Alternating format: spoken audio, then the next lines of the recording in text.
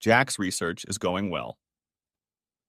He is on a wave of mental energy, released after the upheaval in his life, and is looking forward to his time in the library. For a few hours, he can forget about Caroline.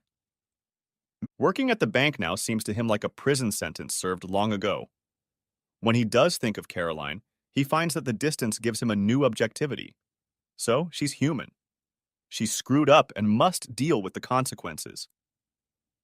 It's not his fault, and he has no reason to feel guilty. More than ever, he realizes how much he looks forward to spending time with his children and how vulnerable and precious they are. His part-time job is made possible after several arguments with his professor. He vigorously defends his views on the impact of government subsidies on shipping before the First World War. At the end of one of these meetings, the professor unexpectedly offers him a few hours of teaching and tutoring for undergraduates in a preliminary economic history course. "I like the way you express your thoughts," Professor Pickering says. "You clearly say what you think and are skillful in choosing your arguments. Perhaps business has benefited you and taught you how to get the most out of your mind. Our students will like that. Give them lots of economics and tell them how it happens in the real world. There are gaps in your historical knowledge, but you should have no trouble tightening up the details." The income, however small, helps Jack immensely. Teaching also entitles him to put his name on a waiting list for university housing. When he adds that he is a single parent with children who sometimes have to be cared for, he is prioritized and almost immediately assigned a small apartment on campus. It is in an enclave of faculty members, all of whom are in similar situations to him, balancing the precarious life of a temporary academic or commuter and trying to create a stable family home. There's friendly company to keep him from falling into depression, vital conversations with intelligent people, and plenty of women around. His only reason for coming home is to be with his children, and he immediately starts planning how to move them into his new apartment. Of course, Caroline strongly objects. "You can't take the kids away from me. No, it would be good for them to be away from here, and you'd be depriving them of a good time. There's plenty to do here, and kids their age can play with them. I'll talk to them and see what they think."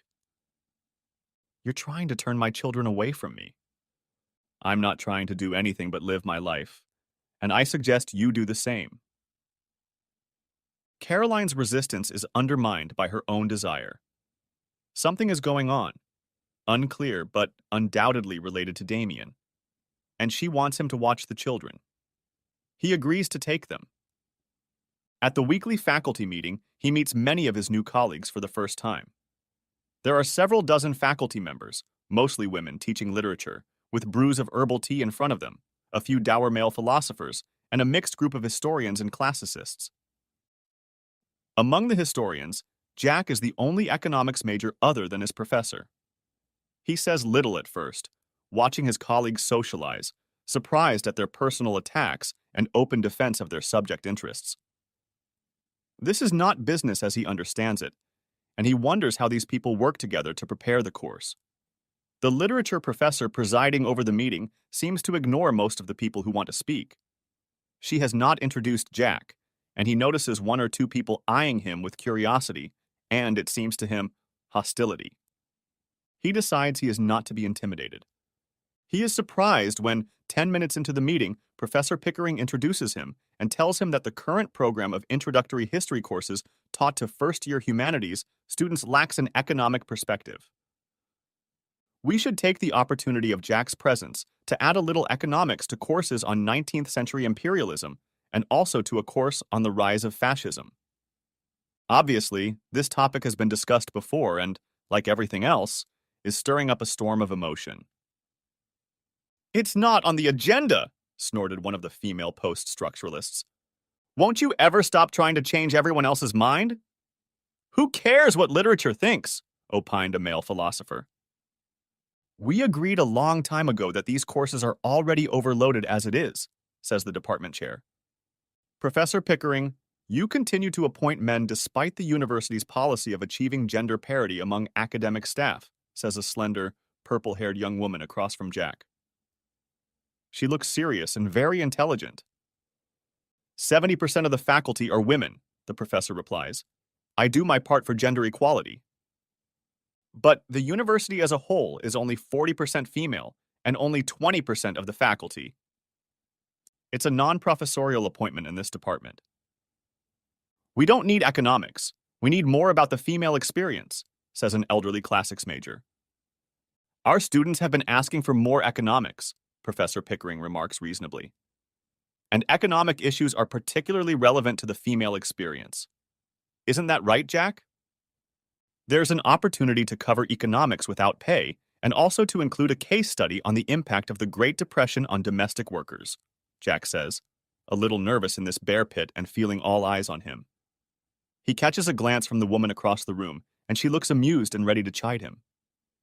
If it reduces the ridiculous emphasis on foreign and defense policy, I'm all for it, she says. Even though it will unfortunately affect the equality and diversity policy at this unrepresentative university. Thank you, Hazel, for your enthusiastic endorsement, says Professor Pickering. So, Dr. Kirk, do the men agree? The chairman asks sardonically. We must take a vote, someone shouts. There is nothing to vote on, says the chairman. I hear no alternative motions, so we're in agreement. Just what we need, a white male banker to save the faculty from bankruptcy, says the woman next to Jack, gets up and walks away with a theatrical stride. Shortly thereafter, the meeting breaks up and Jack learns from his professor that he has been given 10 extra hours of teaching time per week after half a semester plus time for grading. He can't believe it. Things are looking up.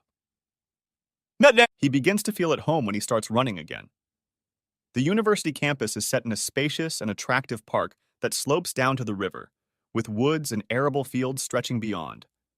He goes outside at lunchtime, when the sun is high, and follows a short route he has mapped out that takes him along paths where he can run on soft surfaces.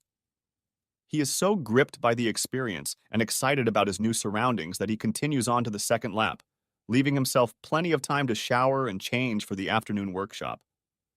He hasn't felt this good in a long time. The next day he runs in overcast weather and concentrates on speed, wanting to make up for his recent neglect of his physical fitness and believing that by setting physical goals, he will help his mental recovery. He has crossed the river feeling strong and fit, only a little sore Achilles left over from the previous day, and is already racing up the slope through the woods when he sees a runner ahead of him, a slender woman. They emerge into a rugged barley field, and he sees that she is dressed in lycra tights and a tank top, her hair pulled back with a sweatband. He realizes that his silent presence in the empty countryside might be bothering her, but he can't think of what to do about it. He moves closer and realizes that the woman has sped up. She doesn't want him to pass, but he closes the road anyway. As he approaches her, he lets her pass across the full width of the path, and as he overtakes her, he says, "Hey, great place to run." She turns her head with a focused face, and he sees that it's Dr. Hazel Kirk from the literature department, the woman who sat across from him at the faculty meeting. He smiles, jumps out of her way, and maintains a tremendous speed all the way home. After a while, he meets her coming up the steps of the humanities building. "Show off," she snaps back. He can't tell if she's joking and tries to speak in a light, self-deprecating tone. Energy must be burned, since there's so much mental work to be done. Well, don't feel you have to impress me. I shouldn't. I've been doing my best to stay out of your way. Then you haven't succeeded. No, you didn't succeed in getting ahead of me. They smile fiercely and part ways. She looks good with her hair pinned back and paint from running down her cheeks. The next day he sees her alone in a coffee bar, flipping through a stack of essays. He takes his coffee and sits down across from her. "Tell me you don't mind if I sit here." She shrugs. "Why should I mind? I'm busy." "I'm lonely. I don't know anyone here. We work in different departments, but are we allowed to be friends?" She looks up sharply and they stare at each other. Finally, she says, "You don't need to ask permission. I'm basically happy to talk to anyone." "You're angry. Why?" Stunned, he looks at her more closely. Could she really look right into his heart? "You don't like me?" Why answer a question with a question? I don't know you, but I'm interested in the answer to my question. I suppose you are flawed and lonely, and that's interesting. I'll buy you a drink one night and you'll tell me all about yourself. Then I'll decide if we can be friends. In the meantime, I have work to do.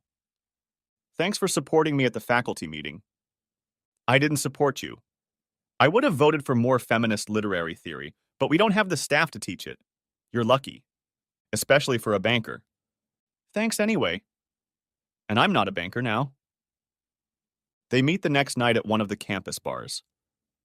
It's a shock for Jack to find himself back among the rowdy students, and he looks around, carefree and amused, reminiscing about his college youth. Hazel insists on buying drinks. He asks for a pint of locally produced cask ale and notices that she is drinking water, a pint of tap water.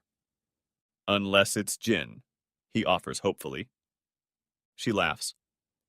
I live on my wits and treat it with respect, and I don't waste money. There's not much of it around here. My treat for the next one. I'll have just this one.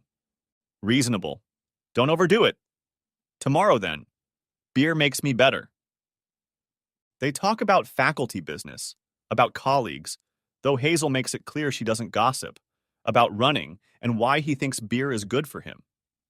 He talks about how it makes him less shy and more open to expressing himself. She tells him that he needs to find the courage to be himself without stimulants. Maybe it's you who's afraid of losing control of yourself, he replies, nudging her half-empty glass of water. Gin can work wonders. So we're friends now? She nods cautiously. You're not so scary now that I know you a little. We could run around together. So you could outrun me? Keep up with you. You'd be better off running with me. They agree to run when they're both free on their lunch break, and they run a couple times a week.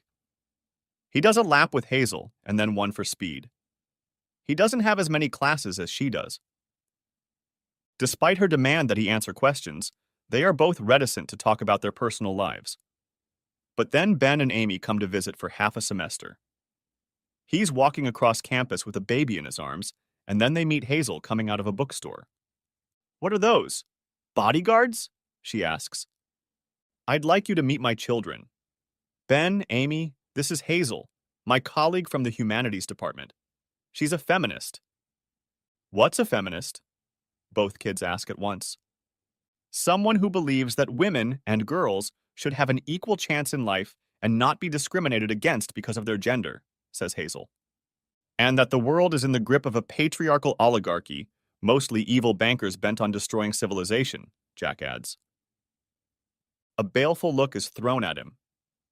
His children are used to him saying incomprehensible things, and in any case, they are more interested in Hazel asking them questions about themselves. Today is reading week in some courses, and there's more free time. Jack tells Hazel he won't be running and invites her to an afternoon picnic by the river.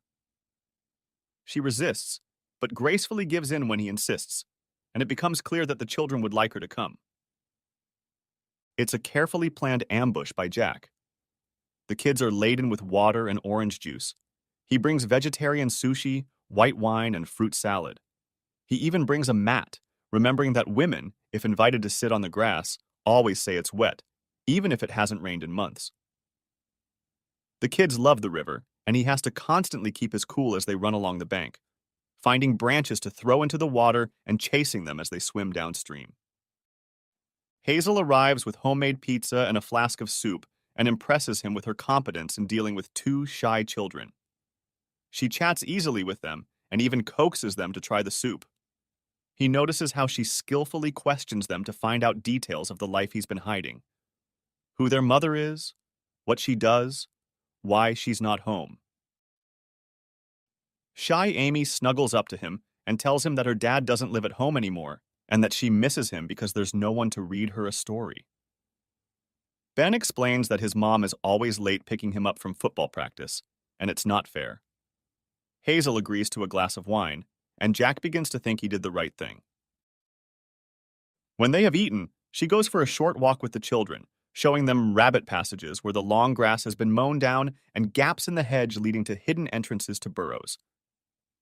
They then look at scratch marks and water vole burrows on the riverbank. Ben sits down next to Hazel. Daddy said you're a teacher. What do you teach? Literature. It's the study of books and what people have written. What kind of books do you teach? All the books. What's your favorite? On Defending Women's Rights by Mary Wollstonecraft. Would I like it? That's it. I recommend you read it before you get older, but you might leave it for a while. I'll see if she's written anything about men, and I'll read it. Later, when she and Jack are alone, she says, So you're married, and you didn't tell me about it. That was very forgetful of you. Married for now. I didn't think that was relevant to the kind of conversation you wanted to have. As you see, we live apart. And you? She looked at him intently and shook her head. Why do you ask? Because all women of a certain age must have a partner? He laughed. I meant nothing of the sort, as you well know, though you are suspiciously good with children. I have a younger brother, sisters, nephews, and nieces, and a practiced line of questioning. Yeah, kids love it when you take an interest in their lives. Commendable. But getting information from you is like trying to squeeze a diamond. What don't you know and think you should know?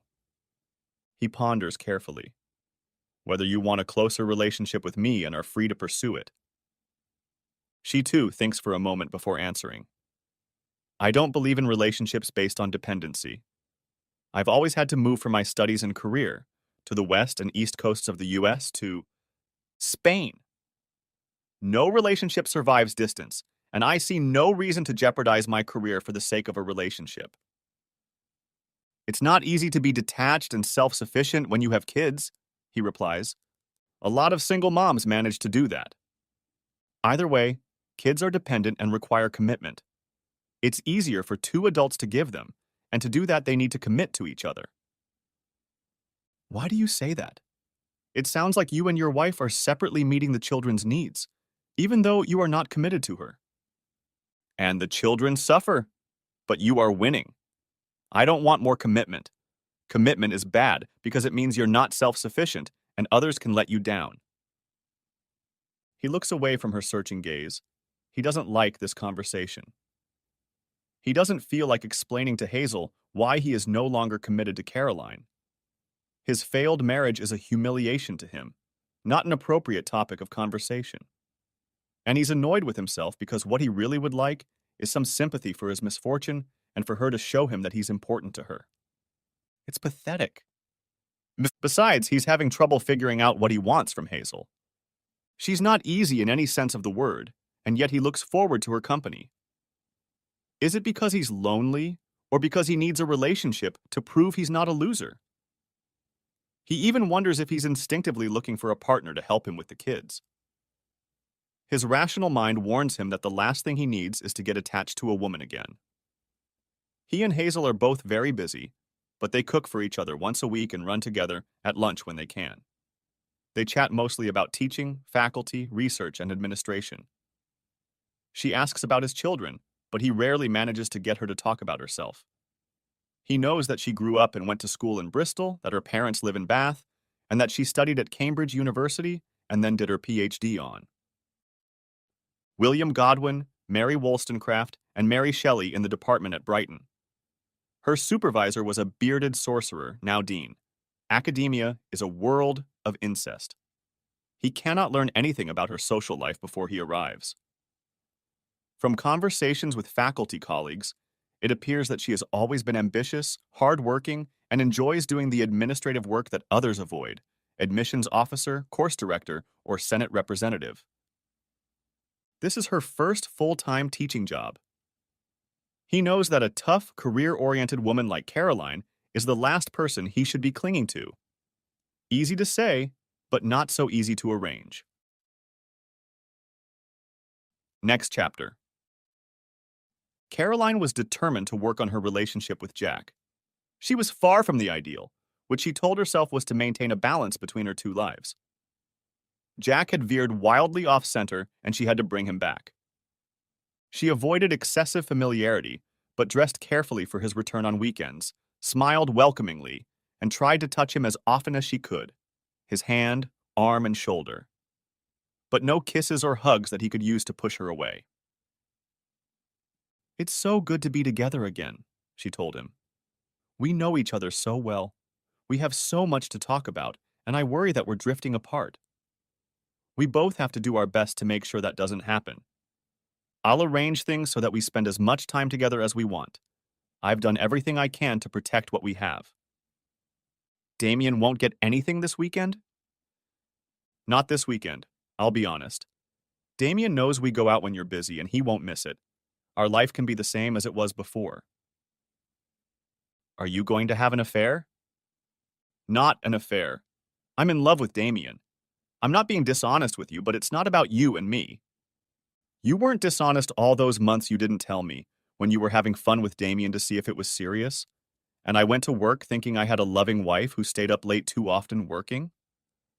She was quiet for a moment, but finally said, "You have a deft way with words.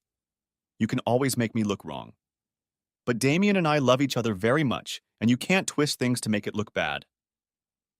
I wish I could find a way to show you what a good man he is.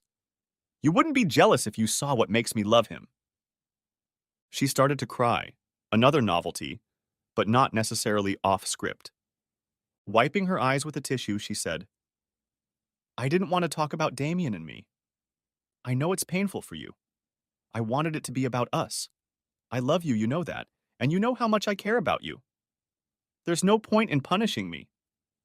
Maybe what happened seems unfair to you. This isn't what you signed up for when you married me. But neither did I. Surprises happen. I'm as surprised as you are, and I need your help. Damien is a special person, and I can't act like we've never met. He's a part of my life, and we have to figure out how to deal with the fallout." "And what are you suggesting? That you be my wife 4 days a week and Damien the other 3? Or the other way around? You've been with me a long time, so Damien has a lot of catching up to do. I'll give him an extra day." She shook her head, tears coming to her eyes, and he went to make coffee. When he returned, he saw that Caroline wanted to try something different too. She sat down next to him on the couch. "Honey, things aren't going right. We need to work on understanding each other. Stay with me for a while. We need a better plan." "You're working on it. You and your sweetheart. I'm sure you'll come up with another plan, like the one where you tell me I'm displaced." "No, Jack, that was never true. Our marriage is worth fighting for, but you act like you don't care. That makes me very sad. I'm sure if you think about it, you'll admit that you could have done more to keep me from falling in love with another man. We need to be together more." "You mean if I hadn't gone mountain climbing when you forbade me to do it, when I needed to work, and you were stressed out when I refused to do what you wanted? I mean, if none of that had happened, you wouldn't need a lover?" "Fine. I get it." She blushed. "I told you it wasn't planned. I wasn't looking for a lover." 3 months before, there had been a huge problem between them. For months, he'd been asking her where she'd like to go on vacation, and she hadn't wanted to agree to anything. Now he knew it was because of Damien, but at the time he thought it was because she didn't like the places he wanted to visit. He finally gave in and booked a vacation to do what he wanted to do alone. She'd been furious, complaining about childcare, but he'd gone anyway, walking and climbing around northern Greece. She was quiet for a moment, then brightened and looked at him again. "I understand the pain this has caused you. It's your foolish vanity. I can't say no to Damien because I love him, and it's part of my expression of my feelings. It's like having a nice dinner with someone. You dress up to give the event a special charm, to savor the moment. And you can enjoy a business dinner as well as a dinner with a loved one. I love Damien. I adore him because I adore him. I want to be perfect for him, but only because I love him so much." Now she was pleading with him, begging him to give her a chance to explain, to confess her love and gain his approval. "Please listen to what I have to say. I love you too. I love you. Just as much as I used to. I have a tremendous capacity to love, far more than most people. Damien won't change anything in our lives. I am your wife, I share your life, and I love you. I know you better than anyone else, and I know we need each other. Damien will never stand in the way of that. I'll take care of it. Now I want you to go to bed. I hate it when you sleep away from me. You can't get comfortable on the couch, and it just makes me feel bad. You're probably right. I'm a limited lover in every sense. Little capacity for love, limited in bed, and I make you feel bad. I realize that now. Strangely, I can't sleep next to a wife who dreams of her lover. Please, this is important. I want to be with you, to show you my love. Why? Do you imagine I want to sleep with you? Don't you know me at all? Do you think I want to sleep with a woman who just had fun with another man? If I liked that, I'd find myself a whore. She shuddered. That's a terrible thing to say. Terrible. Anyway, I appreciate your candor. Be grateful for mine. Do I have to apologize again? I wanted to act in good faith. Sex shouldn't get in the way of anything. Don't worry, it won't get in the way. It won't happen between us. Ever. Their gazes met, and he noted with satisfaction that he'd finally broken through her nonsense. She set aside her wineglass and stood up. How can you ruin everything when I've put so much effort into this? You're right. I am such an asshole. But don't worry about me. I've made a lot of friends at the university, and special ones at that. I won't suffer. He said it to thank Damien, but in the same instant, he realized it was true. Hazel was special. Just thinking about her made him feel better. This isn't what I wanted. You'll get over it. I've already gotten over it. I don't even think about Damien lately. She ran out of the room and he ran again, ran like he'd never run before, dead, bloodless, inspired. Another weekend, she came to him agitated and angry. My father called and said they called while you were here. Did you talk to them? He nodded. Did you tell George they couldn't come tomorrow? We can't let my parents upset the situation, especially now that we've gotten to live together so much better than we used to. Of course I said they could come. I like your parents. They're a lot of fun and I don't want them to be disappointed. You've already told them they can stay, and I see no reason to refuse the invitation. She was furious. Don't be stupid. That was before you went to Brighton. You know why they can't come. I suppose you intend to carry on this farce of sleeping on the sofa, and what will they think? He shrugged his shoulders. Are you afraid of the truth? They're adults now. Let them draw their own conclusions, or you can explain sleep to them. Find out if your mom thinks your two men in a marriage scheme is very sensible. I'm sure they'll understand. Or are you afraid George will think his dear daughter is misbehaving? She gloomed. That's a very selfish attitude, and I think you're trying to punish me.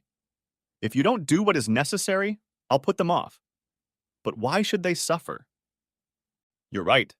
It's not fair. Maybe you should tell Damien that this was all a mistake, that Mom and Dad won't approve. And for other reasons, it would be nice if you shared my bed. She added. Doesn't Damien give you enough? Don't be rude. I'm thinking of you. It's not good to be without you. How do you know what I'll get? She looked at him intently. I figure that since you refuse to be with me, you get nothing. If you're sleeping with me, I think you should tell me. He smiled back at her. You mean in case I pass some nasty disease on to you? But don't worry. I won't wait more than 3 months before I tell you about my cheating. Isn't that what you did to me? I don't sleep around, she muttered. I'm only with Damien, and we love each other. You're not risking anything with me. Strange, but it's a matter of whether I accept your word or Damien's. Are you sure he doesn't have a string of malleable mistresses, like a man with a long track record of pursuing married women? She slammed the door shut and went to bed. For the first time in a long time, Jack thought he had won an important victory. But the next morning, she came into the living room and repented. I'm sorry about last night. I just don't want to upset my parents. They're very old-fashioned and traditional and wouldn't understand if they found you banishing me and sleeping on the couch. They'll definitely understand. And actually, you're not worried about them being upset. You're worried about them being upset with you. And if they get upset, isn't it because you did something that you know will upset them? Tell them the truth. Tell them that you cheated, that you have a lover, and that we broke up. They'll do much better with the truth than they will with your lies. She was puzzled. But we didn't break up. Why do you say that? It's just that you have to work outside the house during the week. That's what I told them. We don't live as husband and wife, so we're separated. We're doing fine. Don't you dare say anything so bad to my parents. Anyway, I've made arrangements with Damien for when they want to come over, so it's not very convenient. They'll have to cancel. Not a problem. I told Stella I'd keep an eye on them if you're busy. She said they're looking forward to coming. You bastard. Tears stood in her eyes. You're doing this to ruin my mood. I'm meeting Damien tomorrow, as you've probably already guessed. It's his birthday, and we've been planning to go to the theater and have dinner for a long time. That's why I didn't want my parents to come this weekend. Please, instead of making my life harder, just mind your own business and stop making everyone miserable. He shrugged, resenting her demeanor. I like your parents. They're decent people and the kids look forward to meeting them. I'll tell them I'll meet them and the kids in town for lunch. So it's my business, not yours. Then they will go shopping. Take Damien with you if you want to when you're done having fun. Introduce him to your parents and make him a full member of the family. If he's so much in love with you, he must be dying to meet your parents. She looked not only tired but angry and answered nothing. This time, he slept soundly on his narrow couch. Caroline used the time the children stayed with Jack to repair her relationship with Damien. After work, she would go to his house and stay the night. They would cook and eat together while listening to music. It was a beautiful arrangement, but it soon became clear to Caroline that Damien didn't want to do it more than 2 nights a week. It wasn't that he had other things to do, it was just that he enjoyed his own company and got bored if she was around too often. That was why he remained a bachelor, she supposed. He just didn't like getting married. It's all right, she reassured herself. This is what I wanted. I don't want to marry Damien, which means we still have a chance to reunite with Jack. When our new life works out, he'll be grateful that I spend little time with my lover. But for now, she was left to shorten her evenings and nights alone at home, which were just miserable. No matter how much she put off leaving work, she was left with nothing but a cold house, no one to cook for, and an empty bed. It made the evenings with Damien all the more precious. When Sunday came, and she hadn't spoken to anyone all day, she hustled around the house, tidying up the kitchen, watching shows on TV and thinking about dinner. Her excitement grew when it was time for the family to arrive. Jack had promised to be home for dinner, but they arrived at 7 o'clock, road-weary and hungry. She hugged and kissed her children, smiled at Jack, and touched his arm. It's so good to see you, Jack. I hope the kids were well behaved and you enjoyed your time. He nodded, pulling away. And you did too. I know it's hard to handle the kids alone, and you should be grateful for the break. Dinner's ready. I love it when you all come home. I want you to always be here. It's such a pleasure to cook for you, Jack. You always appreciate your food. He sat down with them and ate a little, but he didn't pretend to like the food. She made stew because it was cheaper than buying a piece of beef. The kids liked it, but it was quite different from the usual Sunday roast. She thought about buying wine, but decided it was better to let Jack see her poverty. If he wanted wine, he could bring some. The conversation was mostly with the children. They told her about the picnic with Jack's friend Hazel and how Hazel could make a delicious pizza with tomatoes, olives, and herbs, but no cheese because she was a vegetarian. Caroline couldn't believe the effect this conversation had on her. It was as if she had been replaced into the role of wife and mother without any discussion. I can make pizza too. I'm just too busy, and mine will have cheese in it. Don't pretend you don't like cheese. Hazel's is delicious anyway. She doesn't eat cheese because male dairy calves are killed at birth. I think that's disgusting. But I'll eat cheese because I like it, and when I grow up, I'll stop killing calves. It's stupid to get carried away with food. You have to eat what's put in front of you, Caroline said. I don't think Hazel can know much about raising children. She's fun, Daddy likes her, and I like her, Ben said. But she's useless at football. And she's my friend because she's good to Daddy, Amy said. He takes her for a run and she makes him laugh, and she helps me with my art project for school. I'd help if you just asked, Caroline said. And I've always been able to make Jack laugh, make him angry that I can't. Next chapter. Time passes quickly when they're together, and Jack can't say no to Hazel if she calls and suggests lunch. And she apparently likes him. She calls often, and she lets him hold her hand and kiss her when they meet. But once, when he put his arm around her waist and pulled her tightly against him, she pushed him away. You're trying to strangle me, she said. He objected, but she disagreed. She's difficult to deal with, and he's not sure he has the strength to open the door to her heart.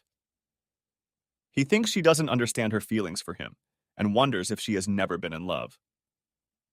He buys her flowers and she tells him, I don't accept gifts. Exchanges are fine. You buy me coffee, I buy you coffee. But unsolicited gifts I send back unopened. If you accept them, you always end up paying more than they're worth. You mean I buy you a rubber band full of daffodils and expect entertainment in return? Exactly. Only I've done better than daffodils. They're roses. And I don't expect anything, at least not for roses. You have strange ideas about men. But seriously, I mean to say that you've been great with my children. You gave them a lot. Not only by taking an interest in them, but by showing them that their father is not alone and unhappy. That's very important to them, and I wanted to thank you. I enjoyed meeting them too, so I got my reward. I don't need flowers, or a sense of some vague obligation to you. What if I don't demand a kiss in exchange for flowers, but just accept it like a caveman? He asks, and immediately does as he's bid, kissing her on the lips. Now you'll have to do the same to me so you won't be in debt.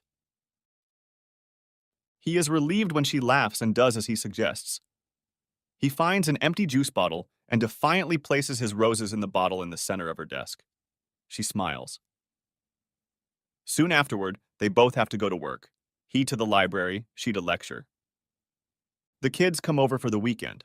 He knows Hazel loves children's company, and she takes them on a trip down the coast to Wittering, where there are sandy beaches. He drives across campus to her little terraced house on the streets behind University Park. He's in a goofy mood, and when Hazel opens the door, he says to his kids, Say hi to Daddy's personal trainer. She takes me jogging and keeps me on a strict diet. No burgers, Ben says. Hi, Hazel. Hazel doesn't say anything, and Amy looks alarmed. We're here to demand our kisses in exchange for my roses, Jack adds, looking up for something lighthearted. Hazel says nothing, and he suddenly realizes that she is paler than he has ever seen her, and trembling. He rushes forward and takes her hand. What is the matter? Are you unwell? She shakes her head at a loss for words. She's cold, and when he puts his arm around her, she collapses, barely able to stay on her feet. Hazel, what happened? She's breathing hard, her face wet. My mom called. She sobs, gulping air with her mouth between words. My daddy died. He had a stroke. He hugs her tightly and kisses her forehead. You poor thing. I'm so sorry. He invites his children into the house and pulls Hazel into the hallway. Her arms wrap around his waist, she pulls him against her, and he feels her quiet sobs from deep in his chest. His children stand at the end of the hallway watching him with round eyes and fear. He has to do something and lifts Hazel to her feet, carrying her into the living room. Come on, help me make Hazel comfortable. He sets her down on the couch and she's still clinging to him. He has to get her to talk. When did your mom call? I don't know. A few minutes ago. I want you to be quiet for a while. and then we'll decide what to do. I'm going to make some tea. Sit with me. Ben and Amy will sit with you. I'm making tea. He goes into the kitchen, puts the kettle on, finds green tea in a teapot with a tulip-shaped teacup. Looking into the living room, he sees that his children are sitting on either side of her on the couch, and Ben is telling her something about school. She hugs them. He hesitates while he makes tea, and holding out a cup to her, he says, "You'll have to go to your mom's?" She nods. "But I have class tomorrow. I have to go out to work." "I'll call the department and they'll set something up for you, and you won't be able to drive yourself. You're still shaking. I'll drive you to your mom's. Then I'll take the kids to mommy's." "Sorry, kids, no C today." "I can't ask you to do all that," Hazel says and starts to cry. "It's not that important, and you didn't ask me to. I'm just trying to help. Now I'm going to call the office and tell them you're not coming in tomorrow. They'll understand." "Thanks." He calls, and when he returns, Hazel has already finished her tea and perked up. She tries her best to smile at the children. "I'm sorry about the C," she says, looking at Jack. "I'll get over it now." "You have to do what my daddy says," Ben tells her. "He always knows what to do." "I will." Hazel drinks more tea while Jack gathers what she needs. It's a 3-hour drive on busy roads. When they arrive, they catch Hazel's sisters with her mother, a short, round woman with gray hair who greets Jack politely, but doesn't seem to know his name. Her sisters, who squint at Hazel every now and then examine him and his children with insolent curiosity, are quite another matter. "So this is your boyfriend," says the youngest, Mimi, kissing Jack. "Mine. He's tall and dark and handsome." And to Jack, she adds, "I thought we'd never be introduced." Hazel usually hides her boyfriends in the closet or under the bed. Hazel doesn't dispute this description, and a few moments later, all eyes are on the children, who timidly keep to themselves until they are drawn in, stroked, questioned, given drinks, and led into the living room where they settle down to watch a DVD. "I don't know where you're all going to sleep," Mom says, as she enters and looks around at the sleepy children. "Jack will sleep with Hazel, and the kids can go to Daddy's office," says Big Sister Clementine. "I'll manage anywhere. On the floor if I have to," Jack says, throwing a glance at Hazel. "Hey!" She says nothing and leaves with her mother to go into the kitchen with her to make dinner. Jack stays with his little sister and takes the opportunity to learn everything he can from Mimi about Hazel's family life. It turns out that she has been a smart girl since she started school, winning all the prizes, including a scholarship to Cambridge, and no layman can explain what her academic subject is. Mimi, for her part, demands to be told all about Jack and notices that the men Hazel meets disappear by the time she sees her sister again. "How often do you meet?" he asks Riley. "At least once a year. She gives the impression of being a lover of mischief." "I haven't noticed, but she's hard to recognize." "Hazel doesn't buy us sweets because they're bad for us, or chocolate because it's made with slave labor," Ben adds. "But she's very nice." "She said she never had dolls when she was my age," Amy says. "She's a liar. She had dolls, but she got rid of them," says Mimi. "I still have one of her dolls. I had to buy it from her because she said she was going to bury it in the garden in protest. I'll show you." Jack goes into the kitchen where Hazel's mother offers him coffee and cookies. Hazel is peeling potatoes and they are both crying. He asks if he can help, but is told to leave. He returns to the living room and sits down with Clementine, who is also talking about Hazel. She wants to know about her work, and Jack explains her fiery feminism, shocking speeches at faculty council meetings, concern for students, and scathing deconstruction of literary texts. At dinner, he has to talk about himself and his family, and the kids join in the conversation. There is a somber emptiness at the end of the table where the father sat, and a willingness to laugh at anything. Of course, he doesn't say anything about Damien, and the kids can't ask why he left their mother. He talks about his old job and how glad he is to have left it. Later, he chats with Hazel and tells her that he can't take advantage of the situation to be in her bed. "Don't be a fool," she says. "We're both adults. We both need a good night's sleep. Now he busies himself with bathing the kids and putting them to bed. Meh. Mimi puts up her hand and picks up some books from her childhood to read to them. She looks a lot like Hazel, only softer and gentler. He realizes he admires and responds to Hazel's cuteness. He wants a woman who is mentally stable and gives as much as she receives without complaining. She may be hard to recognize, but if she thinks something is important, she's sure to say so. Everyone has a drink before bed. Hazel only has tonic water. Everyone is immersed in themselves, all thinking about their loss. And Jack sips his scotch, wishing he had met Hazel's father. Dutch courage, he remarks, hoping to lighten the mood, and sips his drink when it's time to go to bed. Everyone giggles and Hazel slaps him in the face. He wishes her good night and takes her hand, leading her upstairs. He gets into bed first. She rummages around in bed, changes clothes in the adjoining bathroom, and returns wearing a t-shirt that says, "Faculty Whore." Ironic? He asks. How would you know? She turns off the light and hugs him. The next morning, the kids run into the house and ask if there will be breakfast. Left alone, Jack tells Hazel. I have to divorce Caroline and settle this situation. I'm not the marrying kind, Hazel warns. Maybe not, but you're mine, and I'm a one-woman man. It's time to get the kids home. A few days later, Jack heads out for coffee at the end of a difficult seminar on labor unrest in England before World War I. When he was a student, he argued vigorously about the merits of organized labor, unions, socialism, and communism. But now the young don't seem to care. It depresses him, and he thinks of ways to make the subject interesting. The weather is warm. He takes his coffee outside and sits on the edge of the fountain that takes center stage on the concrete piazza. He tries to relax and create the right mindset for the rest of the day's library work. A student from a seminar comes up to him and asks about the reading list, and he chats with her, realizing that she's doing her best to flirt with him. He concentrates on coming up with alternatives to the books she can't find, and eventually she leaves him alone. He closes his eyes, trying to free his thoughts, raises his head, and sees a vaguely familiar man walking towards him. One of the faculty? He doesn't think so.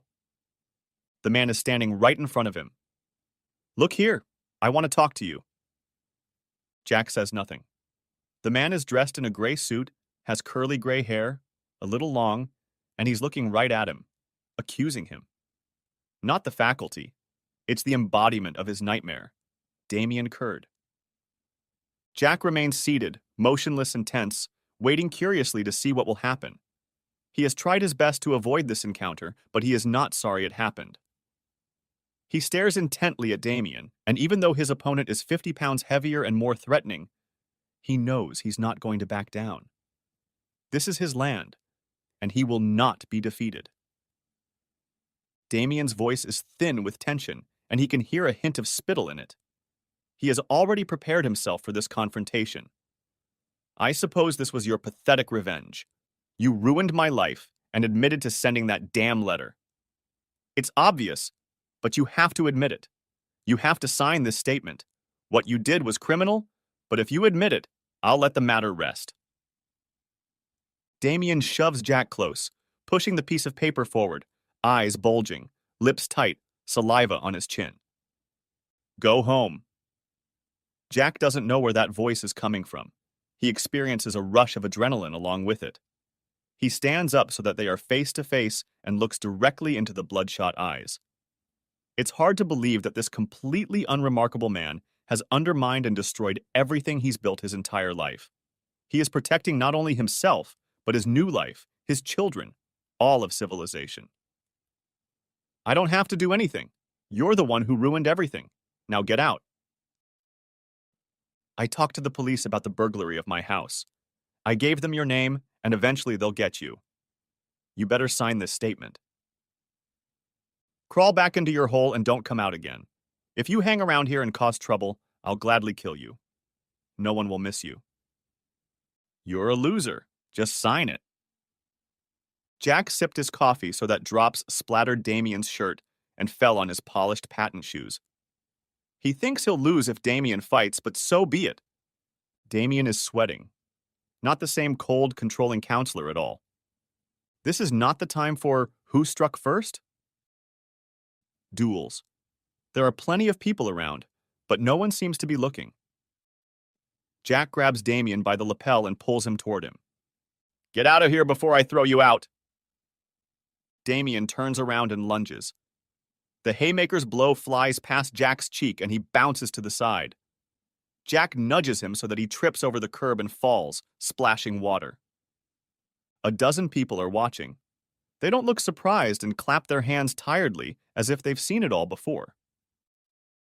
Damien rushes toward the fountain, but Jack steps aside. It takes him some effort of will, but he moves on without looking back. The paper he was told to sign is picked up by a breeze and fluttered across the piazza, but he keeps walking. He expects to be chased, but he reaches the library and passes through the gate using his security card. A shiver begins to hit him, and he sits down on the nearest seat, picking up a newspaper. He feels good about himself. He feels like screaming at the top of his voice and beating the air with his fists. This feeling lasts until the evening, when he arranges to meet Hazel at the bar for a drink at the end of her late lecture. When he arrives, she's already sitting there with a few students and casts him a sullen look, as if annoyed at being disturbed. He politely asks if anyone would like a drink and goes to the bar to get one for himself. When he returns, the students have already left, and he leans in to kiss Hazel. She wastes no time and doesn't spare his feelings. Are you trying to shame me? I trusted you, and now I find out you're just a street thug. How could you? Stunned, Jack sits up. Wait a minute, Hazel. I take it this is about my meeting with Caroline's lover. What do you think happened? This is between him and me. The bastard attacked me, and I defended myself. I was too restrained compared to what I could have done. A fight in public? This is a university. We pride ourselves on training minds to solve the world's problems. How can fighting help you? I hate what you did. There's always another way out. I should have let him hit me? You should have walked away. I did as soon as I could. Fighting in front of everyone in the university square. You're getting a bad reputation. I feel humiliated just knowing you. I hate that kind of thing. I haven't done anything to you. That goes against everything I stand for. What chance do women have if men assert themselves with their fists? Equality requires living by civilized rules and respecting each other. I didn't hit a woman. You're the one who said no one belongs to anyone. I take responsibility for my act, but you had nothing to do with it. And if it happened again, I would do the same thing. I'm not a pacifist. I believe that what you believe in should be fought for. You just don't have to fight with your fists in most cases. I'd say you think the same way, and that a man's physical strength can be used to defend equality as much as it is a threat. You don't know me at all. I believe in living by principles. I don't want to know a man who uses his fists to ease his feelings. She stands up. Don't bother cooking dinner for me. She leaves the bar, leaving Jack alone with his drink and feeling like he's been flattened by an avalanche. His emotional state doesn't improve when a couple of drunken rugby players lean over to him and encourage him. Well done, mate. We saw you drop that dumbass in the fountain. Ace. Everyone seems to be looking at him. Everyone has witnessed the fight. He ponders what to do about Hazel, but is so upset at the thought of losing her, so humiliated by her appraisal, that he leaves the beer, goes back to his apartment, changes his clothes, and runs to the river and through the woods after her in the thickening darkness. His past has not lost its power to pull him down and leave him lying on the ground. The next day, Hazel stays out of his way, and the giggle she greets him with at the beginning of the seminar alerts him to the problem. Eventually, one of the male students admits that he's on YouTube. Someone filmed the fight and put the footage online. He shrugs and tries his best to guffaw. And you thought I was a cute theorist. Now you know I'm a muscular economist who throws those who disagree with me into the fountain. That's why I've been successful as a banker. We knew you were a banker, so it's no surprise that you're pissing people in the street, one of them says. A half-strangled laugh breaks out, and he puts the incident out of his mind. The fight is just another consequence of Caroline's terror, and he's not about to let it drag him down. The next day in the middle of the afternoon, he gets a call from his professor asking him to go to a reception for visiting scholars at Senate House. "You're the only one of my staff I can count on to have a decent suit and tie. Put on some decent clothes and present economic history great and good. It's a chance to show off and get a free lunch." He arrives a little late, and the first person he sees in the crowded conference room is Hazel. She's wearing an exotic silk scarf, her idea of smart clothing. He recognizes no one else, and the guests are a high-ranking delegation from an Indian university. There is wine, refreshments, and a buffet. He fills his plate and, determined to prove himself, applies his business skills and starts networking. He joins a conversation between a gaunt scientist and one of the guests and adds some humor and wisdom. Then he talks to a lonely man standing alone with half-rimmed glasses who turns out to be the dean of engineering. They chat about mountaineering, an interest, it turns out, they share. Jack refills the wine and moves on to a couple of customers who are chatting with a woman in a tweed suit. One of them is an economist, and they are talking seriously about banking, the European debt crisis, and financial regulation in emerging economies. It's a lively discussion, and they exchange views. The visitors leave, and Jack is left talking to the tweedy woman. Belatedly, he realizes that she is the vice-chancellor of the university. She questions him about what he does, his research, and what he thinks of the history curriculum. He enjoys the conversation and notices that Hazel is watching him. She's still talking to her friends. She's not socializing at all. "So I'm a street thug, shaming women, huh?" He feels like shouting. The vice-chancellor smiles indulgently and walks on. He feels good about his professional life and pours himself some more food. It's Friday, and he is teaching a seminar at lunchtime and then drives home in time to pick up his children from school. He is looking forward to it, but feels he is not ready to share the weekend with Caroline. He hopes that most of the time she will be out with her lover. He and Ben are sitting in the car waiting for Amy to get out of school when Ben tells him, "Mom cried and yelled a lot this morning. I think she's really mad at me because I tore my shirt putting it on, and it was the only clean one I had. I had to wear yesterday's dirty one." "I'm sure it's just a mix-up," he assures his son.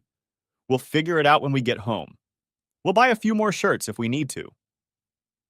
"And I got expelled this week because I couldn't find my tie and went to school without it. I told my mom and she said it was my own fault." "Not if you made the effort to find it. We'll buy another one, and when you find the old one, you'll have a spare." "Thanks, Daddy." His daughter lifts his spirits, and they drive to the mall to buy clothes for Ben, new pens for Amy, and delay the moment they meet his wife. Nevertheless, she's waiting for them, and he can see right away that she's dressed up and made an effort. He lets the children go ahead, and preempting her greeting says, "You look very nice. Dressed up for your lover?" She blushes and reaches for him. He flinches involuntarily. "Don't come near me. I don't know who you were with." He's never said anything so blatantly insulting to Caroline before, and she takes a step back in shock and looks at him strangely. "Please, Jack, I'm sure I deserve it, but please don't. I can't take it anymore." He makes an assumption. "What's the matter, lover's bunk?" She nods and bursts into tears. "Damien found a job in London. He got so angry when his employers didn't believe him about that letter. He left and got a job with their biggest competitors. I don't think our relationship will survive the distance. They've already deteriorated anyway." Jack silently digested this information, figuring out what it meant to him, and realizing that Damien's appearance at the university was an act of desperation related to this crisis in his professional life. It was nice to think that their little spat had helped knock the bastard's hubris down a notch. "Don't be hard on me, Jack. I made a lovely dinner. Come on, let's go eat. Let's try not to hurt each other."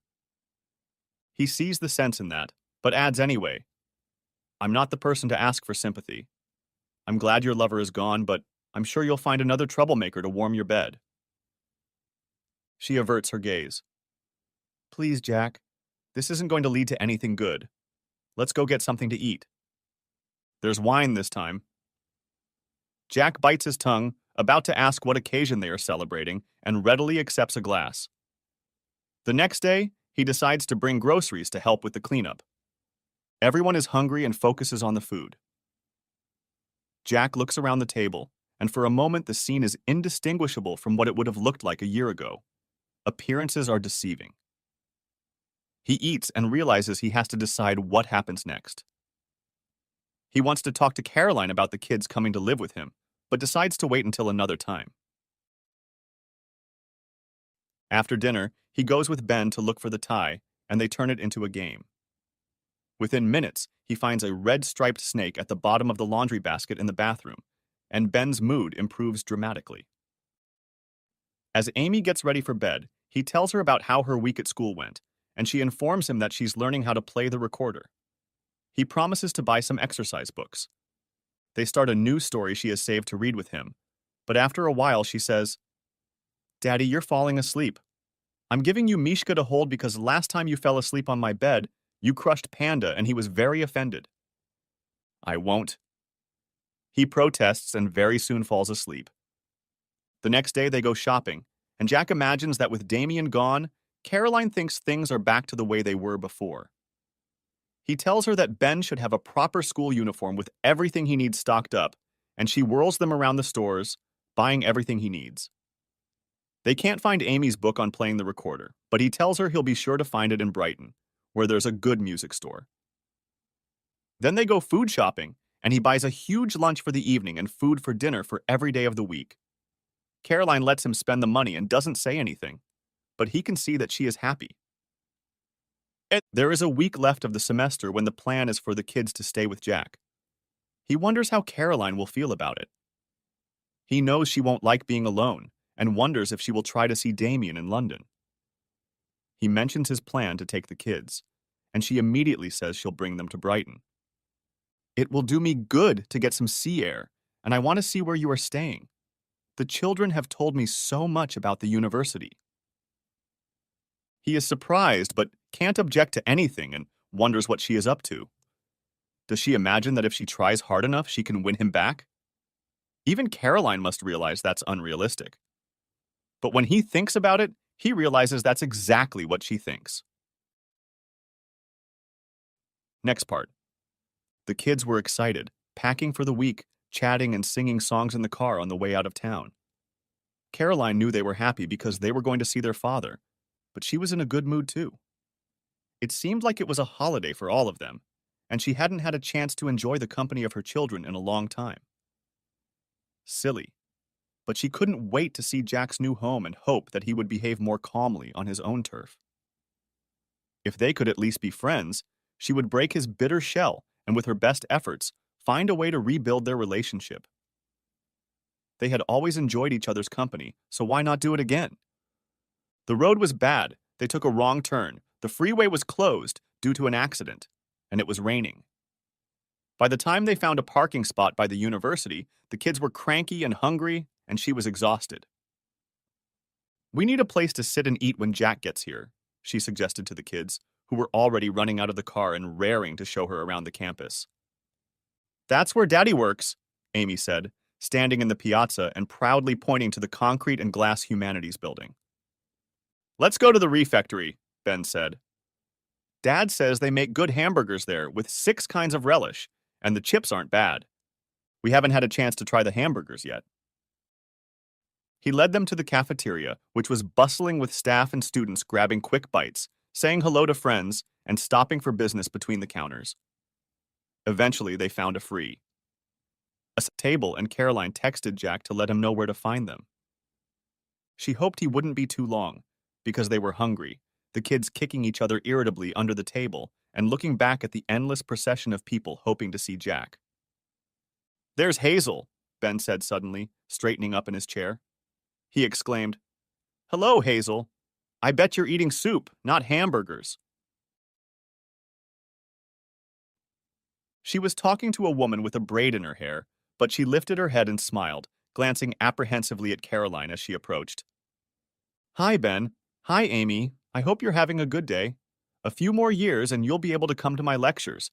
Not the place to try to find peace, she added, turning to Caroline. Hazel is Daddy's girlfriend, Ben explained to his mother. Actually, no, Hazel replied. Lest it sound like an insult to Ben, she added. But I remember the great picnic we had by the river when I brought my soup and you taught me how to play football.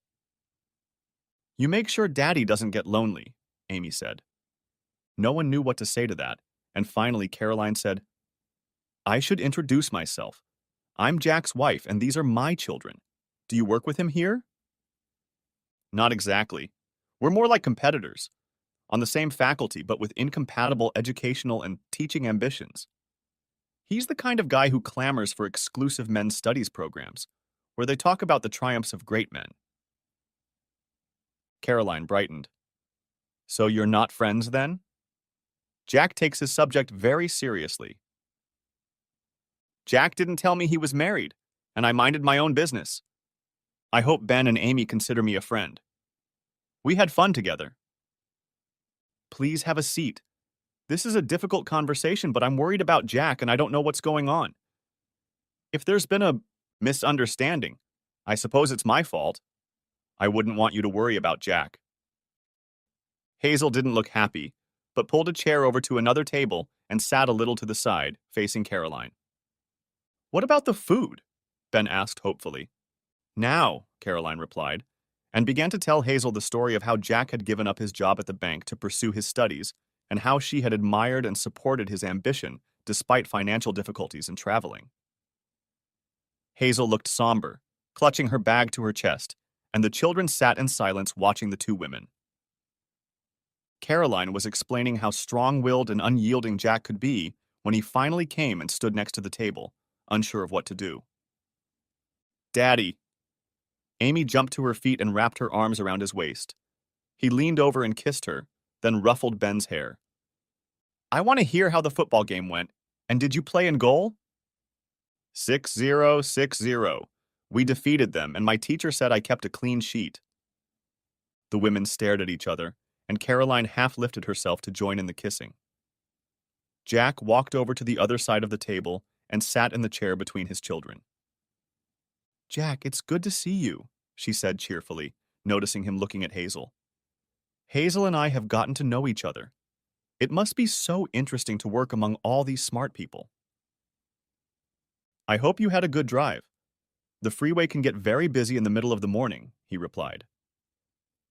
There was silence, and he looked at each in turn. Suddenly, he stood up. I seem to have blighted the conversation. Much better if I leave you women to gossip. Children, are you coming with me? But I was promised a burger, Ben protested. I'll go with Daddy, Amy said, and took his hand as he walked away. Maybe I can have a burger some other time, Ben said, and hurried after them. Well, that was witty, Hazel said and sighed. Tell me, Caroline, why did Jack come to Brighton? Did you two break up? I mean, estranged from each other? Did Jack say that? That's not quite true. Why don't we have coffee? Next chapter. The sun comes out, and Jack leads the kids to the waterfront where they eat beef burgers and chips from an outdoor kiosk, wary of the circling seagulls. The food isn't great, but everyone is full and not complaining. He's upset about the meeting in the refectory and knows his children are upset that their day didn't live up to expectations because they like having their parents with them. Jack texts Caroline to let her know where they are, and after eating, they take a walk along the waterfront. Ben notices a crazy golf course where the ball goes over miniature bridges, through tunnels, and into the mouths of painted monsters. He is intrigued and insists they play. Jack agrees. They gather balls and clubs and wait to play the first hole. Ben takes the competition seriously, planning his strokes, but mostly going overboard. Jack has to help Amy by wrapping his arms around her shoulders and holding the club with her. After the first few failures, they have a lot of fun. Ben has to do some serious work, but on the last hole, he wins.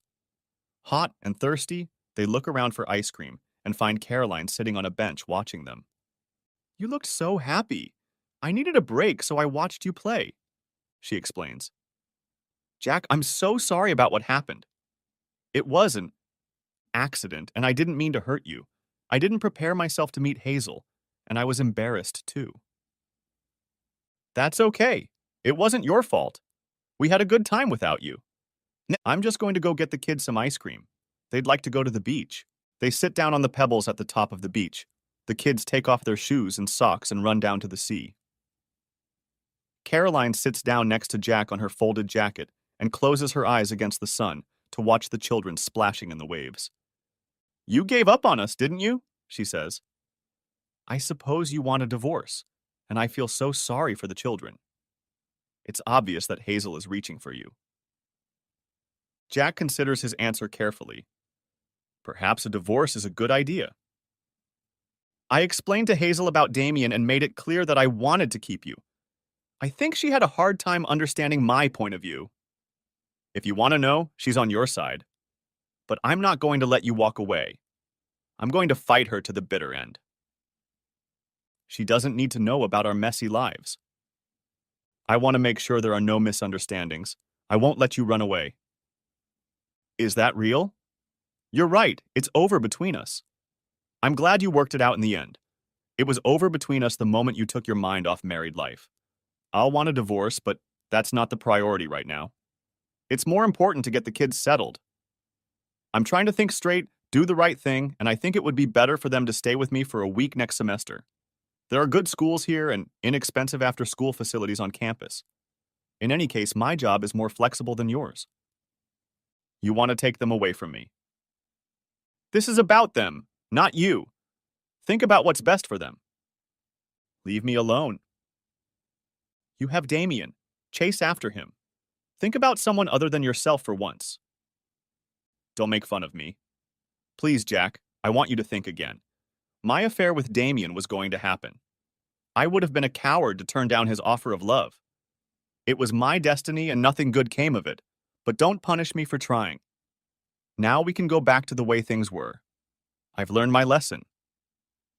So have I.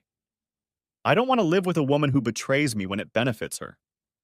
I won't do it, not even for the kids. They deserve something better.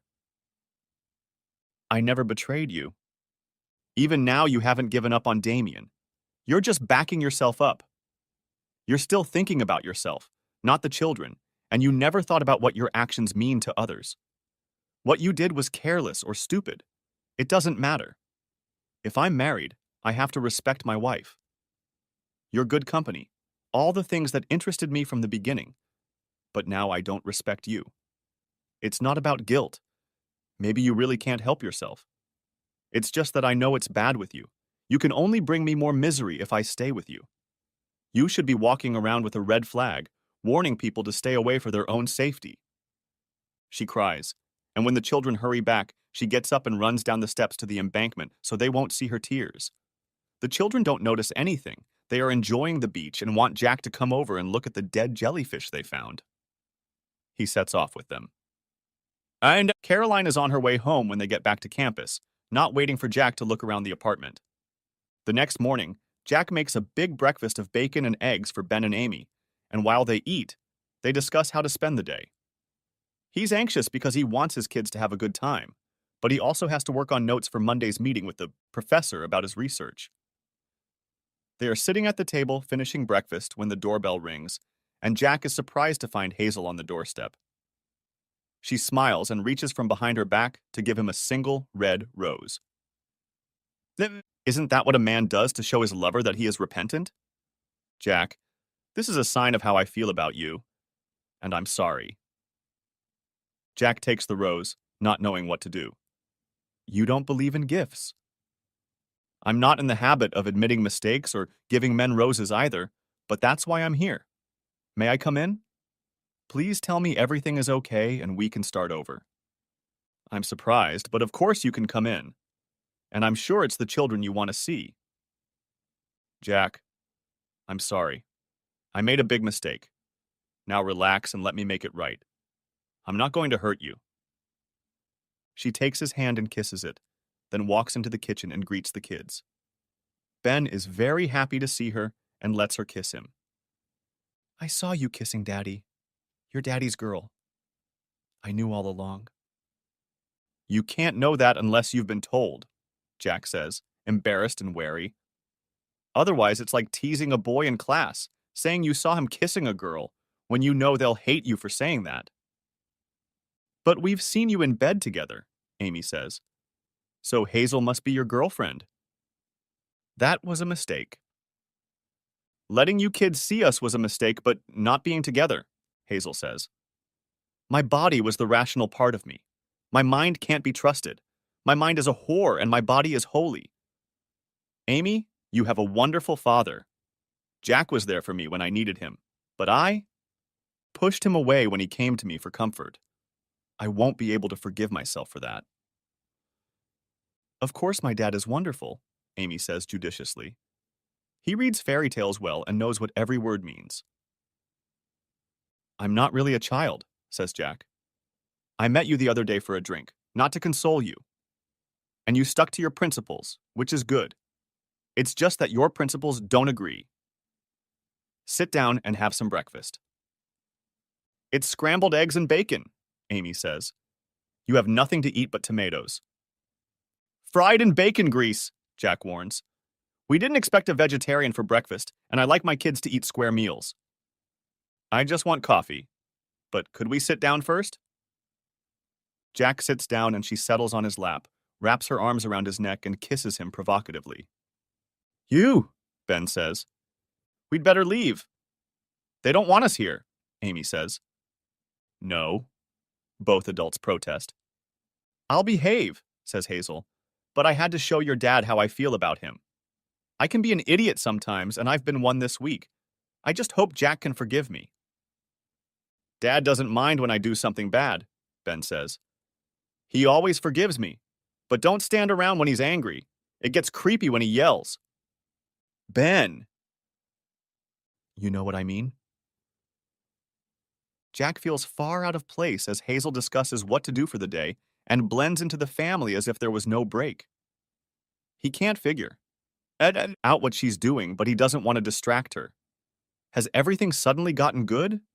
It can't be, and he's still angry at her for rejecting him. But he's glad to have her around and can't take his eyes off her. Did you change your mind when you saw I was friends with the vice chancellor? She looks at him, checking to see if he's serious. In your dreams. I'm a full-time faculty member here with doctoral students, and you're a student with a few temporary hours teaching freshmen. I'm not impressed with anyone you know, especially if it involves sucking up to the boss. But your costume is a knockout. They have a friendly bicker and both begin to relax. Jack imagines putting Hazel to bed and is amazed to notice how contented his children have suddenly become. Maybe it's because they have some instinct to recognize goodness? It is decided that they will go to Wittering, abandoned the day Hazel's father died. Jack will be able to work on the beach, and she will help look after the kids. As if the fact that Hazel abandoned them was just a dream. They gather food for the picnic, and when everything is ready, they drive to Hazel's house to pick up a few more things, a windbreaker and a rug to sit on. The sun is shining and the day promises to be warm. The beach is sandy and not busy at all, and they set up on it. Jack with his laptop, the kids with buckets and shovels. With Hazel's help, they start building sandcastles.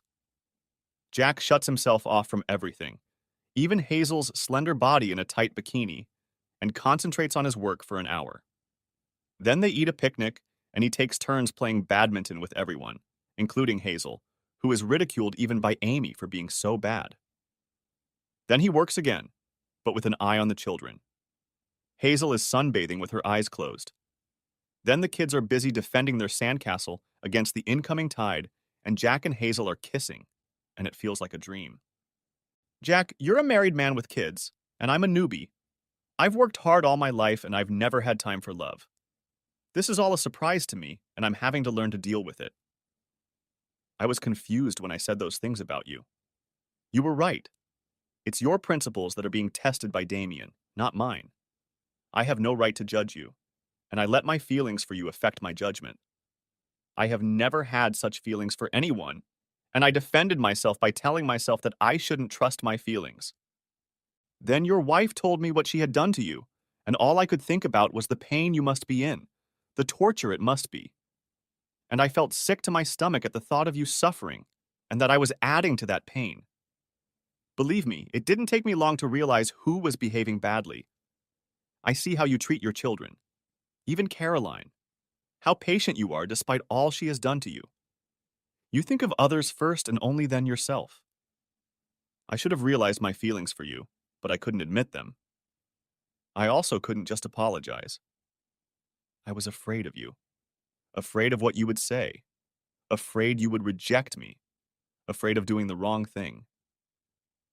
Sure, I've had boyfriends before, but they never meant anything. They confirmed everything I thought I knew about relationships: crazy, masochistic, dangerous, and ending in sheer misery. With you, I was out of place, and I responded with my own stupid ideas about how to behave, to show that I could stand up for myself and wouldn't tolerate stupidity from anyone. I didn't listen, and was blind to what was happening before my eyes. I was being foolish. Look, Jack, let's stop fooling around. I only came back because I love you. It's a damn awkward feeling because it embarrasses me all the time. And maybe I couldn't admit to myself that I love you. Can't you see? It's hard for me to tell you this, but I need to know how you feel. If it makes you uncomfortable and you wish you'd never met me, just say so. I don't like confusion. I want to know where I stand. Jack listens to this declaration of love in stunned silence and has to quickly gather his thoughts. That rose you gave me, I'm as sentimental as a 9-year-old girl, Amy. I'll put it in my copy of. It's capital, so no one will find it, and I'll keep it forever. Jack kisses her and wipes the tears from her cheeks with his finger. You're a smart woman. You know I love you, but you also know I'm confused. I can't believe how lucky I am to have met you, but I'm worried that at least part of what happened to Caroline is my fault, and I'm not fit to love you. And I'm terribly afraid, and not without reason, that this is just a dream, and you'll disappear as suddenly as you appeared. I'm still married to Caroline, which seems like a big hurdle. I worry about the kids. I worry about my work and research. I worry that I'll break under the weight of all this mess. It doesn't seem like a good time to fall in love. But then I don't have a say. I'm more experienced than you. I trust my feelings, and I know I love you. I couldn't be happier. I want to hold you tight against me and never let you go. He carries out his threat, and they kiss and caress each other until they look up guiltily to see if the kids are okay.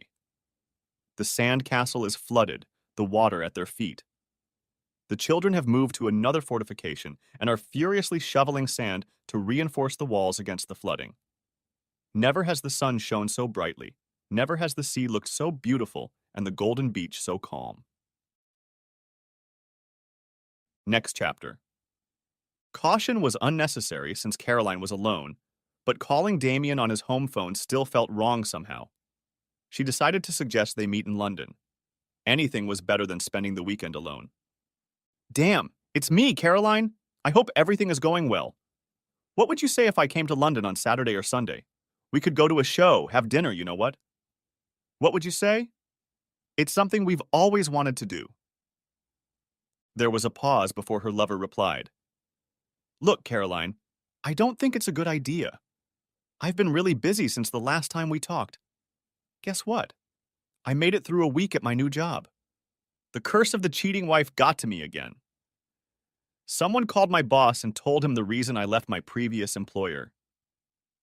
Even sent him your asshole husband's email as proof that I wasn't fit to represent my new glorified employer.